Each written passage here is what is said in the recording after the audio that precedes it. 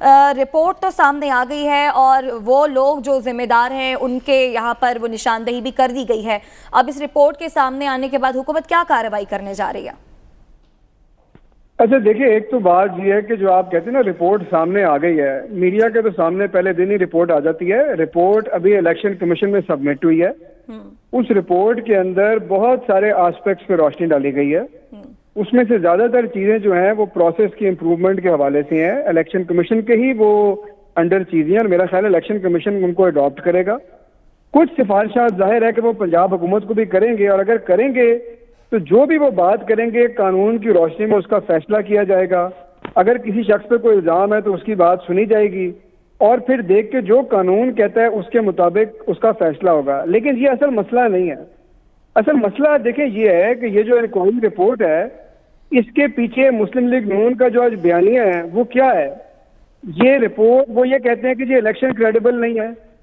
ये बात तो पाकिस्तान तहरीके इंसाफ की हुकूमत पहले दिन से कह रही है। नहीं हसन, ये मसला नहीं है। ये हम पर्टिकुलरली डस्का के इलेक्शन की बात कर रहे हैं, जहां पे एक दफा तहरीके इंसाफ जीती, अपनी ही हुकूमत के नीचे इलेक्शन हुआ, वहां से पोल प्रिजाइडिंग ऑफिसर्स गायब हुए, कमिश्नर पर, डिप्टी कमिश्नर पर, पुलिस वालों पर बाकायदा इल्जाम लगे, उस इलेक्शन का रिजल्ट नहीं माना गया, दोबारा इलेक्शन हुआ, वो उसके ऊपर किसी को एतराज नहीं हुआ, ना पीटीआई को ना पीएमएलएन को। हम एक पर्टिकुलर हल्के के इलेक्शन की बात कर रहे हैं। मैं भी उसी पे आ रहा हूं, लेकिन देखें एक हल्का हबीब सैंपल है ना।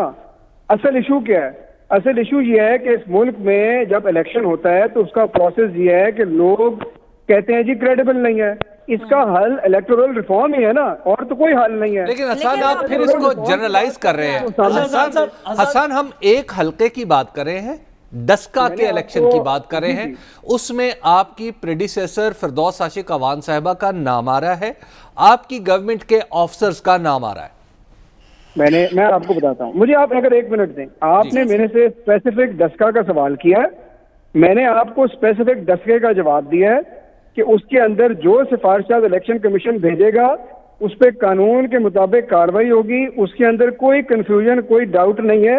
लेकिन मैं आपको ये बता रहा हूँ, आपके सवाल का जवाब आ गया, अब मेरी अर्ज भी सुन लें जी। मेरी अर्ज ये है कि मसला इलेक्टोरल रिफॉर्म का है और अपोजिशन इस तरह की रिपोर्टों पर तो शोर मचाती है, तो भाई इलेक्टोरल रिफॉर्म पे आके क्यों नहीं बैठती? आके बैठे, इसको इम्प्रूव करें ताकि इलेक्शन क्रेडिबल हो।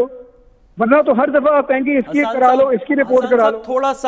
थोड़ा सा आपसे गुजारिश मजीद इसमें एक और बात की है। देखिए पीटीआई के और जो दीगर जमातों की तफरीक थी कम से कम 2018 के इलेक्शन से पहले, वो ये नारा था कि जब किसी पे इल्ज़ाम लगेगा, और इलेक्टोरल प्रोसेस के अंदर अब से पहले पीटीआई भी अपनी ऑपोजिशन के ऊपर इल्ज़ाम लगाती रही है। 2013 के इलेक्शन और उसके बाद का प्रोसेस हमारे सामने है, और ये कहते हैं कि जी जब जिसके ऊपर इल्ज़ाम लगेगा तो फौरन वो प्रोसेस कंट्रोवर्शियल हो गया हो जाएगा, उस शख्स को ना पार्टी के अंदर रखा जाएगा, ना उसके अंदर या उसको ओहदा नहीं दिया जाएगा। हमने देखा डॉक्टर बाबर अवान साहब, दीगर इस तरह के लोग जिन पे जब इल्ज़ाम लग गया तो पार्टी से उनको, पार्टी के ओहदेदारों से उनको अलहदा कर दिया गया, कोई कार्रवाई की गई।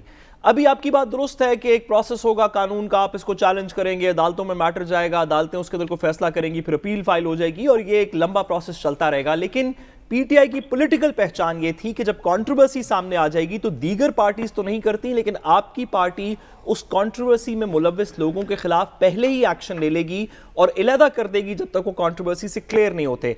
क्या यही स्टैंड आपका डस्का की रिपोर्ट के ऊपर रहेगा और उन लोगों के बारे में रहेगा जो इसमें नामजद है?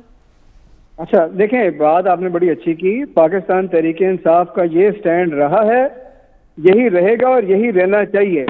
लेकिन मेरा आपसे सवाल ये है कि आप किन लोगों की बात कर रहे हैं? अगर किसी सरकारी मुलाजिम की बात हुई है, सरकारी मुलाजिम पाकिस्तान तहरीके इंसाफ का कारकुन तो नहीं है ना कि वो खुद रिजाइन करके चला जाएगा। वो तो सरकारी मुलाजिम है।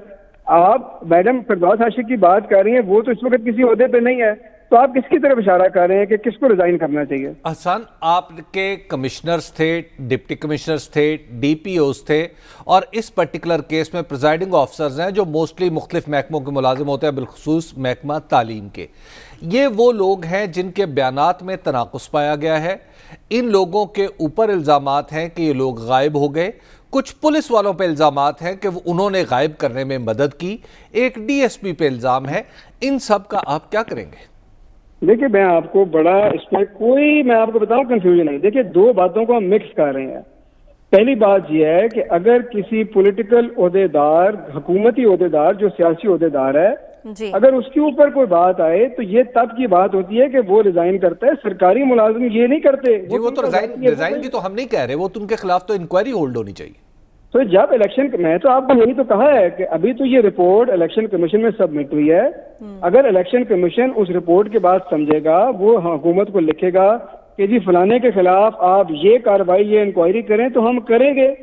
हम तो चाहते हैं इलेक्शन आसान। आपकी गवर्नमेंट रिस्पॉन्सिव नहीं है कि जब एक खबर आ गई है, मुसद्दका इतलात आ गई हैं और आप उन लोगों को रख रहे हैं और आप इंतजार कर रहे हैं कि कोई कहेगा और फिर देखेंगे आप कानून के पीछे छुपने की कोशिश नहीं कहलाई जाएगी ये? नहीं नहीं नहीं नहीं, देखिए एक कानूनी तरीका है, एक सियासी बयान होता है रदीब, और एक कानूनी तरीका है। ये रिपोर्ट अभी तक तो पब्लिक नहीं हुई, ठीक है, मीडिया तक पहुंच गई है। इसको पहले इलेक्शन कमीशन का अपना भी तो प्रोसेस है ना, उन्होंने इसको रिव्यू करना है, डाइजेस्ट करना है, उसके बाद उन्होंने सिफारिशात भेज दी है ना। उनका आपकी बात दुरुस्त है कि एक पॉलिटिकल नैरेटिव है, एक कानूनी तरीका है। कानूनी तरीके में तो अभी बड़ी पगडंडियां हैं। इस रिपोर्ट को चैलेंज किया जा सकता है, उस रिपोर्ट के चैलेंज के बाद अपीलें फाइल की जा सकती हैं। लेकिन पाकिस्तान मुस्लिम लीग नून, आपको याद होगा, सिर्फ एक एग्जाम्पल देते हुए, जब मॉडल टाउन की रिपोर्ट आई थी तो पाकिस्तान मुस्लिम लीग नून वही बात कर रही थी जो आप कर रहे हैं कि जी अभी हम इस रिपोर्ट को चैलेंज करेंगे, जब अदालत कोई हुक्म करेगी किसी के खिलाफ तो फिर उस वक्त उसके बारे में बात की जाएगी। और आपकी पॉलिटिकल पार्टी कह रही थी कि रिपोर्ट में जिन लोगों का नाम है या जो लोग उनके ऊपर रिस्पॉन्सिबल हैं, चीफ मिनिस्टर पंजाब उस वक्त के, दीगर लोग, कि उनको फौरन उनके खिलाफ पॉलिटिकल साइड पे कोई कार्रवाई होनी चाहिए। क्या आपका अब ये स्टांस नहीं है? अब आप सिर्फ कानूनी प्रोसेस करेंगे, सियासी नैरेटिव खत्म हो गया? मेरा 100% ये स्टांस है कि अगर हुकूमती किसी शख्स के ऊपर ये बात आए तो उसको एक स्टैंडर्ड देना चाहिए कि हम, मेरे लिए जो अकाउंटेबिलिटी है वो आम लोगों से बढ़ के है जी। लेकिन ये तो आप सरकारी अफसरों की बात करें, मेरा आपसे सवाल, देखिए सरकारी अफसरों के सामने, देखिए सरकारी अफसरों के पीछे तो सियासी लोग हमेशा छुप सकते हैं। अगर कहा जाए कि पंजाब हुकूमत की कोताही थी तो क्या चीफ मिनिस्टर रिस्पॉन्सिबल नहीं? मैं आपकी बात नहीं करना चाहता, मुझे अपना सवाल समझने दें। आप क्या सजेस्ट कर रहे हैं कि हम कानून को बाईपास कर दें?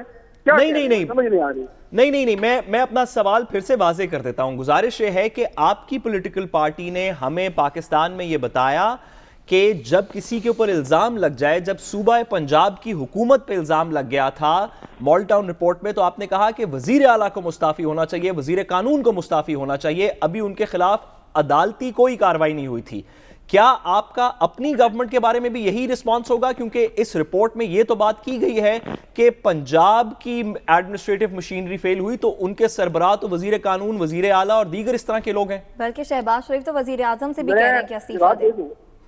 मैं हबीब, अगर आपकी बात मैंने सुनने में गलती नहीं की तो क्या आप सानिया मॉडल टाउन जिसमें कई लोग शहीद हो गए उसको डस्का की रिपोर्ट से मिला रहे हैं कि जिसमें कुछ सरकारी एहलकारों के बारे में बात की गई है? इन दोनों का पैरेलल आज हम ड्रॉ कर रहे हैं। बिल्कुल, इन दोनों का कोई कंपैरिजन एक और अलग बात कर रहे हैं। देखिए, कह रहे हैं कि उसूल ये है कि ऐसा होना चाहिए, यानी जो तवक्को ये है कि आप भी अपने मातहत सरकारी मुलाजमों की कुछ गोशमाली करेंगे। मैंने तो आपको बात देखे, दो अब मुख्तलिफ बातें हो गई। आपने तो मॉडल टाउन से कंपैरिजन कर दिया। मैं तो ये समझ रहा हूँ कि ये तो मेरा ख्याल है कि बिल्कुल ही एक अलग लेवल पे बात चलेगी। मैंने तो आपसे ये कहा है कि जो सरकारी एहलकार, दो डिफरेंट चीजें हैं। सरकारी एहलकार, पॉलिटिकल ऑफिस होल्डर्स।